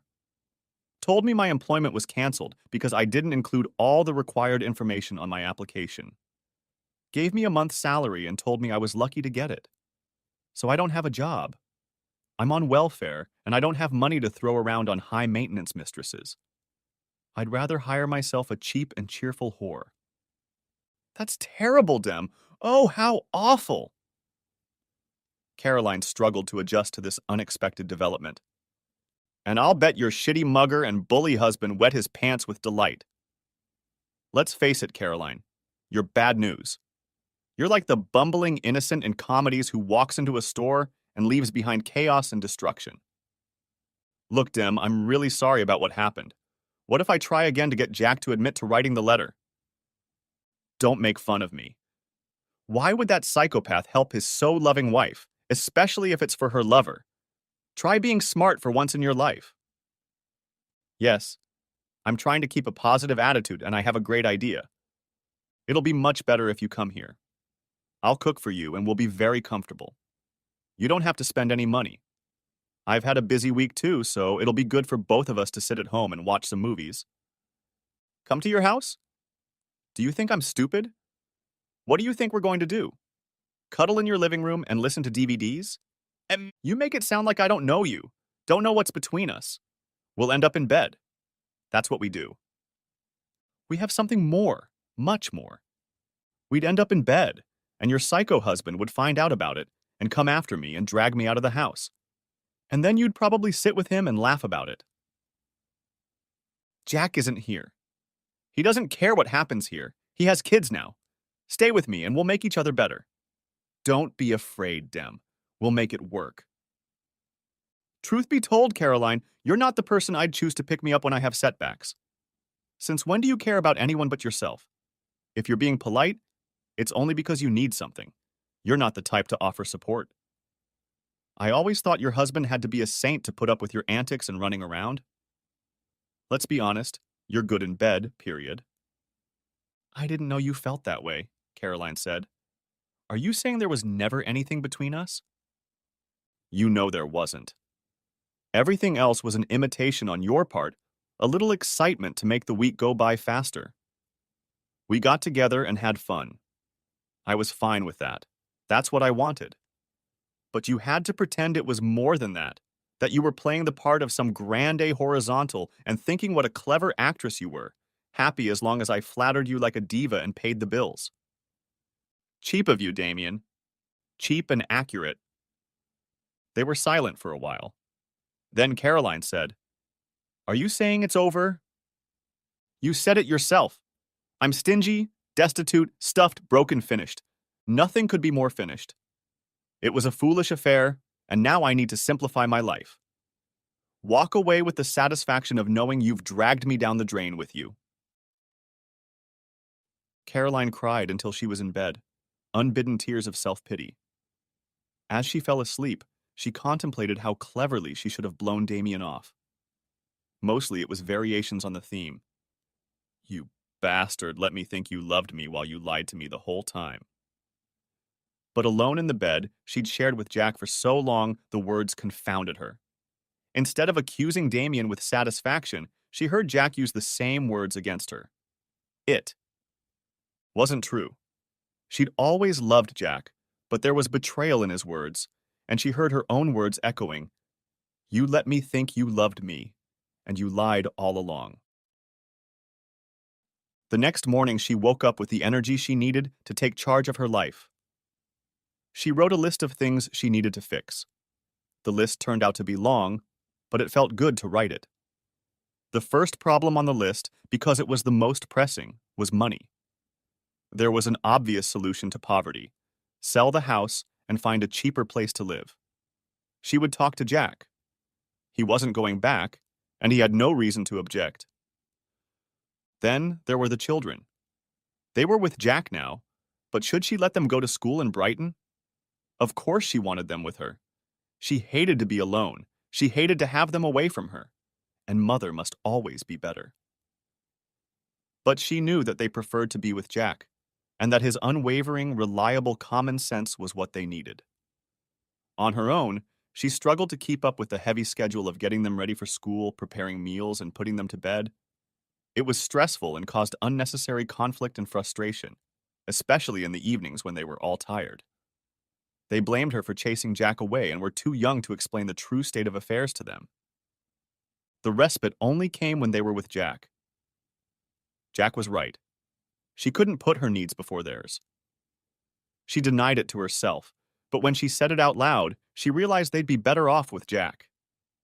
Everyone thought badly of her, but she decided to be brave and do the right thing. Go to Brighton and inspect the schools. The next problem was work. She hated her new job and was sure everyone had guessed that she had been sidelined. Colleagues who had previously behaved defiantly were now boldly demonstrating that she had lost her power and blatantly ignored her demands. She blushed every time she met someone she thought knew about her demotion and imagined everyone gossiping about her position behind her back. The loss of power led to a loss of self-confidence. The only way out was to find a new job and start again, but she was paid well for what she did and needed every pound she could earn. It was only pride that kept her going to work every day. Then there was Jack. She reluctantly accepted the fact that he wasn't coming back. If it hadn't been for Hazel, she thought, she might have had a chance to win him over to her side since she'd lost Damien. But she knew Jack. Hazel had trapped him, and there was no way he could break free. Someday, but not soon, she would mourn her lost marriage. She couldn't do that now, because it hurt too much to admit her part in its destruction. Nevertheless, she could fight for a modicum of Jack's friendship and even regain his respect in time. She must try for the good of the children and because it mattered to her. And finally, she had to examine herself, a failure from any point of the compass. The weekend after Damien had given her the push, she'd driven 100 miles north to visit her parents. They were happy to see her, listened to her story, and never once criticized her. They asked about Jack and the kids and tried their best to hide their disappointment at not seeing them. She told them she would ask Jack if they could come to Brighton to visit the children, and they thanked her with dignity. She spent the weekend in bed, eating her mom's food, and felt a little better when she got home. But still, the weight of her parents' disappointment came over her, and she knew they were hiding their true feelings to protect and support her. That's what good parents do. Despite everything, she continued to believe that she had done the right thing. Her mistake wasn't having an affair, it was failing to keep it a secret, and when it was discovered, she didn't have the sense to convince Jack that he should let it go. Her love for Damien was genuine, despite his cruel rejection, and it would have been cowardly to go against nature and overreach. She'd taken the risk and been left on the losing end. But that didn't make it wrong. She wasn't going to let anyone say she got what she deserved. She took a week's vacation and called Jack to say she wanted to be with the kids and see the schools. He was kind, asking how she was doing and if her money situation had improved. He suggested she stay in his apartment with the kids and he would sleep with Hazel. She gratefully agreed, knowing that she should be thanking Hazel for his mercy. This week turned into a week of strange situations. Jack did his best to help her, trying his best to anticipate awkward situations and make her comfortable. At first, she thought he was doing it to get her to agree to the divorce he was now talking about or for the sake of the children. But then she realized he was doing it for Hazel. He was determined to show his lover that he could be civilized and charitable and help a woman in distress. In the evenings, Jack would come to dinner because the children demanded that the parents be together. They would sit down at the table and Ben and Amy would make them say nice things to each other. And they did. Jack no longer flinched when she approached him, and they kissed on the cheeks when they met. He asked about her job, and she told him about the change in responsibilities, though she didn't explain why. He talked about his research and the chances of getting more teaching hours. The children listened passionately to their parents, and she wondered what they were thinking. They knew that Jack loved Hazel, and they must have realized that their parents could never be together again. And she knew they loved Hazel too, because they talked about her all the time. Their world had been shattered, and they must have imagined that she would be pleased to hear how wonderful Hazel had been, that something good had come out of the disaster. She and Jack agreed to sell the house and split the proceeds. They discussed the divorce and agreed on an amicable arrangement that would minimize legal fees. "I'll do it because I know that's what you want, Jack. I'd rather stay married to you and not just for the kids. I'd wait to see if we could be together again someday." "Too much has happened. You can't put the egg back in the shell," Jack replied. He brought food and wine for the meal, suggested where to take the children, and asked how she was doing. There was no mention of Damien. She wanted to tell him it was over, but why? Jack wouldn't be back, and it would make him feel good to know that he'd won after all. They discussed schools, and she visited the ones on the list they'd made together. Once again, Jack was right. The kids would be better off in Brighton. Another crazy scene in a crazy and strangely happy week. She invited Hazel to come to the evening meal, and Jack played with the children while she and Hazel helped each other in the kitchen, kneading potatoes, making gravy, and cooking. She noticed that Jack was watching with mild bewilderment, but everyone was happy. Hazel seemed to have no anger or jealousy. Jack now allowed Caroline to kiss him and even hugged and squeezed her hand from time to time. He grinned awkwardly, and Hazel smiled, confident of his love. Sitting at the table with a glass of wine and laughing at her children's stories, she marveled at the irony of her situation. When she had been in love with Damien, she had expected Jack to accept her lover. Now the situation was reversed. Her lover was gone, and she was the one who had to smile and snicker as her husband kissed his mistress. Despite all this, she enjoyed the dinner and invited Hazel over again. Of course, she went to bed alone, and then she couldn't escape the nightmare of jealousy and resentment. Her family had been taken away from her, and she was left with nothing. Others were happy, but she was not. The house was put up for sale and sold almost immediately. She gave away most of the contents because Jack didn't want anything, and what was left, she had nowhere to keep. Her plan was to rent an apartment, but at one point she quit her job and went to live with her parents. They welcomed her warmly, gave her back her children's bedroom, and freed up another room for the kids when they arrived. Her father even gave her pocket money and paid for gas so she could pick up the kids. She was back where she had been 15 years ago, a high school graduate waiting to go to university, living with her parents in resentment, lonely, poor, and not knowing what she wanted out of life. Out of nothing to do, she tried to get in touch with a few people she knew from school who had stayed on to live in the neighborhood. They now had big houses, intimidating corporate husbands, and hordes of rowdy kids. Only once did she have the indiscretion to talk about the circumstances of the breakup of her marriage, but was met with such incomprehension that she never brought it up again. Eventually, she found work as an assistant secretary in an accounting office. It was tedious and underpaid work, but it saved her the humiliation of taking pocket money from her father. Now the children stayed with Jack during the week during the semester, and she would visit them or pick them up at weekends. At half-term, she would bring them home to her parents and do her best to create a comfortable home for them, always feeling that they would rather be on the south coast with the beach over the road and Jack and Hazel to create a fun home. One day, Amy announced that she was a vegetarian and refused to eat the food her grandmother had made. This caused everyone confusion until the next day, when Amy made it clear that she thought chicken and cheese were acceptable. Caroline was still living with her parents when the children moved on to the new school year and Christmas had already passed. She had fallen into a depressive state where loneliness, boredom, poverty, lack of stimulation from work, and fatigue from long trips to pick up the kids combined to render her incapable of positive action. She knew that the real problem was that she was hiding from her future. She had failed in her life and lacked the self-confidence to make things right.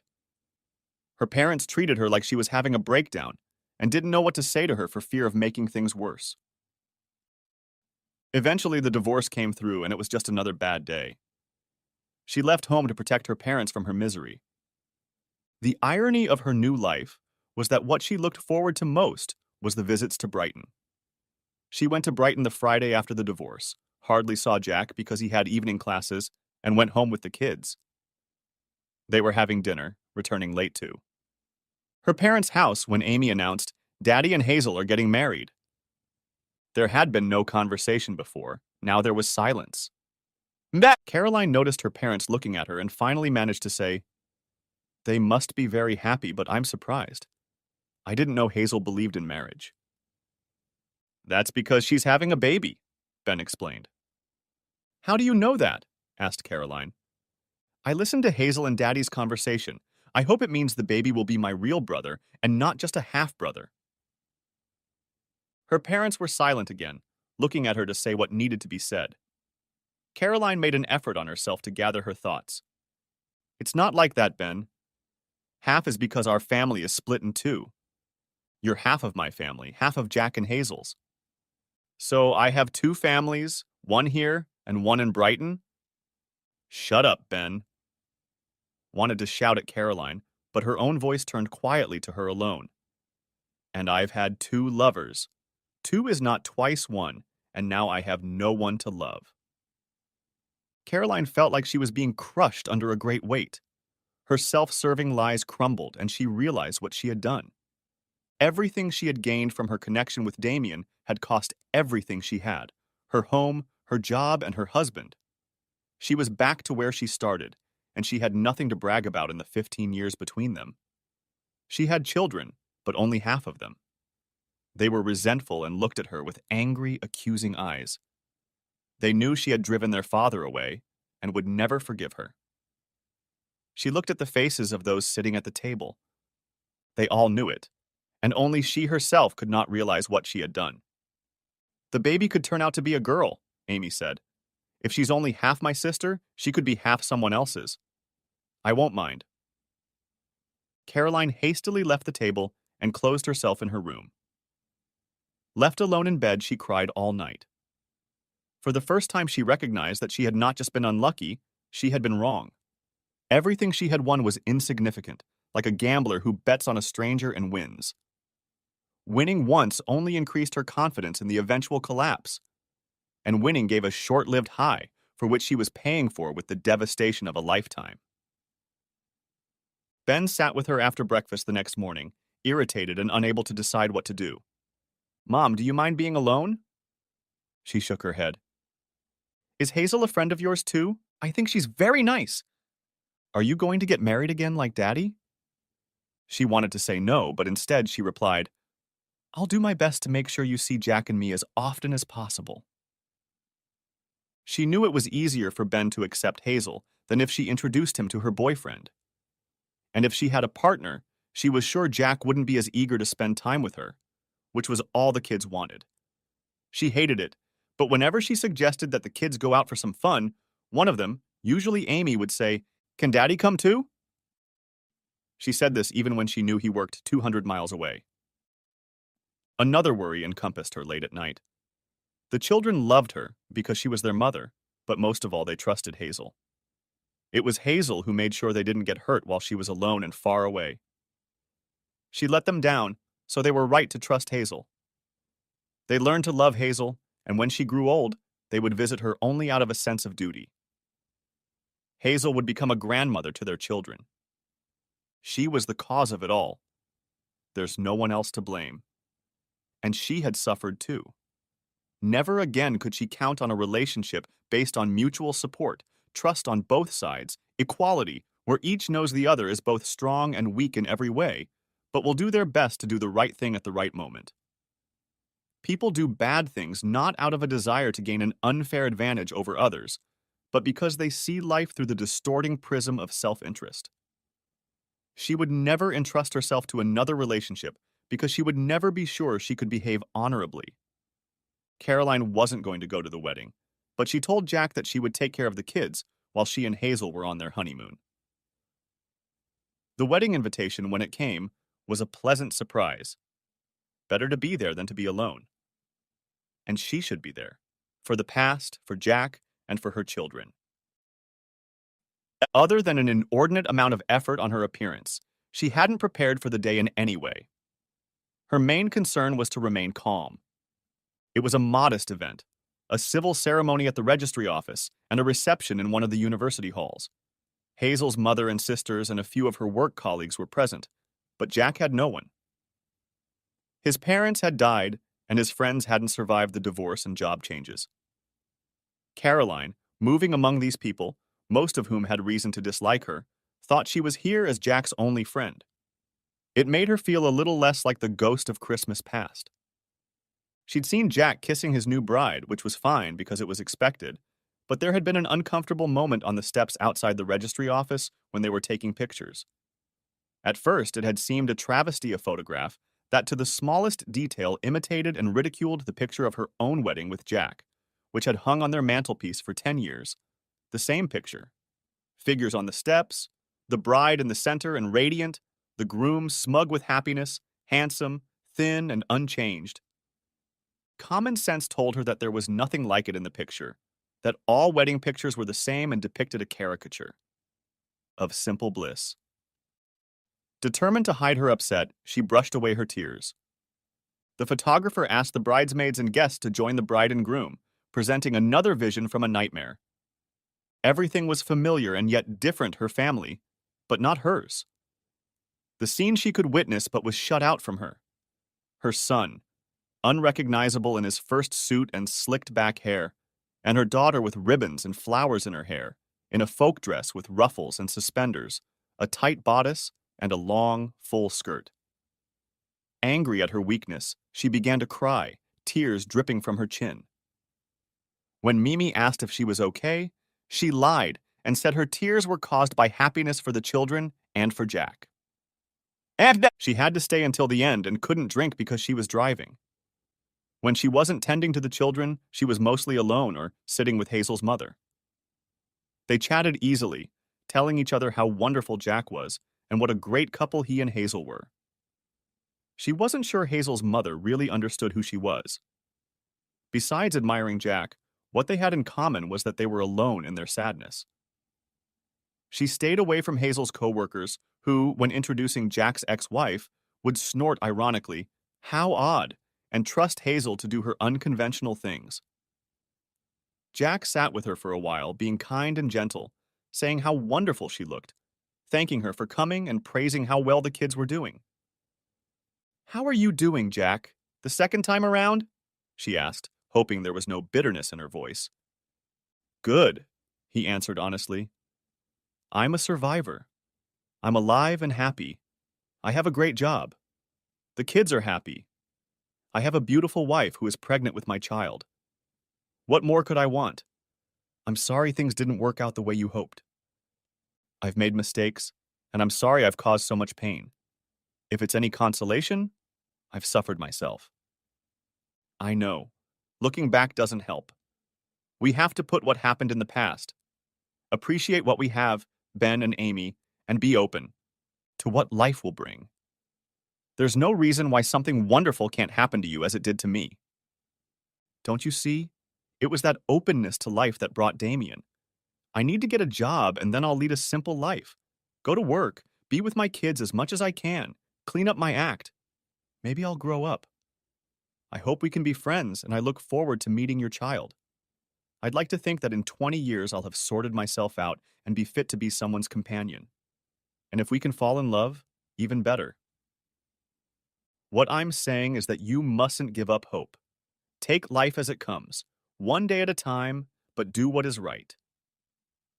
You're always a sensible, balanced man, Jack. I was so proud of you when we got married. I took it all for granted. Shut up, Caroline. I'm no saint and you know it. Forget about the past and let's stay friends. He was happy. Happy people are impossible to deal with. They just don't see the difficulties. In the final act of A Curious Day, the children were in bed at Hazel's house, and Caroline was sitting in front of the television watching her favorite soap opera. Hazel had gotten the idea that Caroline should stay in the house with the children while they went away on their honeymoon. It would save money and be good for the children. Jack no longer had an apartment on campus, and it took a load off Carlene's parents, who loved their grandchildren, but were tired of their depressed and angry daughter constantly staying with the kids on weekends. Caroline needed time to relax before trying to sleep. She didn't see Hazel as a rival or a conqueror, but she still felt defeated being in the house, especially since the kids rubbed it in that she was a guest, acting like she was at home. They showed her where things lay, how to turn on the heat, and how the coffee maker worked the modern bean-to-cup system, as if she couldn't guess. And though she hated herself for it, she wandered around the house looking for clues about Jack's new life and how it was different from the one they'd had before. Could it be that he'd really preferred sourdough to white bread the whole time they'd been living together and she hadn't known it? Or did he love Hazel so much that he was pretending for her sake? And the slippers at the front door? Was it really Jack? The next day, she threw herself into entertaining the children, and they all had a lot of fun. They went to the seafront, tried the rides, and went back to the crazy golf so Ben could show her how good he'd gotten. He and Amy didn't stand a chance. Her children were happy and excited to be with her. Their lives would be perfect if only she could somehow stay with them forever in their new home. And that, they all knew, would never happen. While the kids were in school, she was looking for a job. If she could find something local that would pay for housing, she would be able to see the children more often, see them in the evenings, take them to school, be an equal partner in their lives. Almost immediately, she found a job a few miles from the coast in Hove. She was to be shipping manager for a small internet company supplying brass door furniture. Not the best job, but better than the one she had. They were desperate for help, and she'd arranged to start work the following Monday when Jack and Hazel returned. For the first time in a long time, she was optimistic about the future. The next day, she found a two-bedroom apartment. It was above a store on a busy street and parking was poor. When she got settled, she could look for a more suitable place to live, or maybe buy one with the money left over from the sale of the house. It had to happen soon because Ben and Amy couldn't live in the same bedroom for long. Her new job was hard. She had little in common with the rest of the staff, but it was a fresh start and no one had any preconceptions about her. She knew nothing about the business they were in, but she was determined to make it a success. Despite the newness of the work, she found much to learn from her experience and soon decided that she could be quite good at it. By the end of the first week, she had a long list of improvements she wanted to suggest to her supervisor.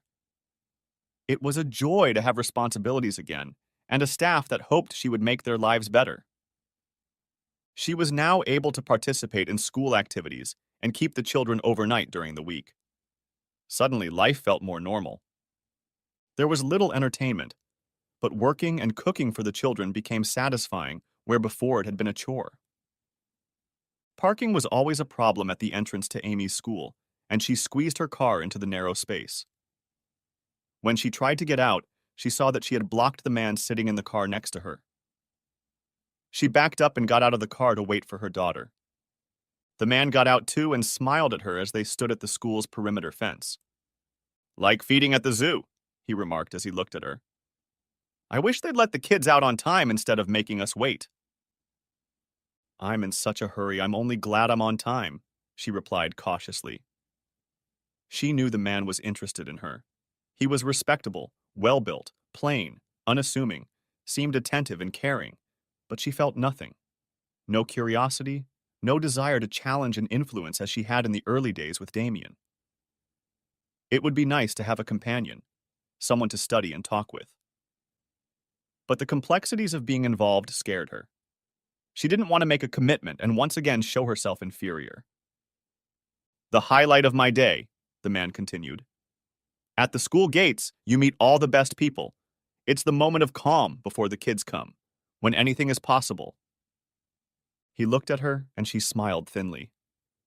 He's trying hard, she thought, and I don't really care. What's wrong with me?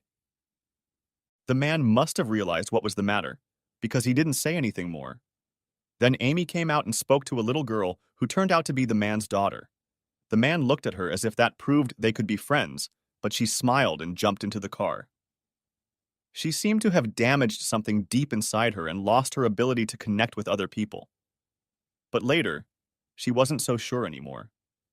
Perhaps it was just the fact that she hadn't met the right man. Jack set pretty high standards. It was after Caroline's due date that Jack called and asked her to pick up the kids so he could take Hazel to the hospital. She rushed across town to pick up the children and took them to her apartment. There was no news for 24 hours, and she felt as tense as if it were her daughter's baby. When the phone finally rang, she let Amy answer it, and it was the news they had been waiting for. Amy had a new brother, who was named Oliver Graham, after Hazel's father. Caroline picked up the phone to check that everything was okay and to give Jack and Hazel her congratulations. She was delighted to receive an invitation to come visit as soon as she wanted.